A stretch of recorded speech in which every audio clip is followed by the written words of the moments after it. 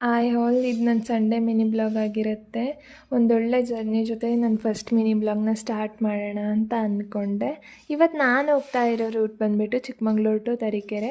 ಈ ಚಿಕ್ಕಮಗಳೂರಲ್ಲಿರೋ ಪ್ರತಿಯೊಬ್ಬರಿಗೂ ಗೊತ್ತೇ ಇರುತ್ತೆ, ಯಾಕಂದರೆ ಮುಳ್ಳಯ್ಯನಗಿರಿ, ಸೀತಾಳಯ್ಯನಗಿರಿ, ಮಾಣಿಕ್ಯದರ, ದತ್ತಾಪೀಠ ಈ ಥರ ತುಂಬ ಪ್ಲೇಸಿಗೆ ಇದೇ ರೂಟಲ್ಲೇ ಹೋಗೋದು. ನಿಮಗೆ ಕಾಣಿಸ್ತಿರೋ ಬೆಟ್ಟ ಕೂಡ ದೇವಿರಮ್ಮ ಬೆಟ್ಟ.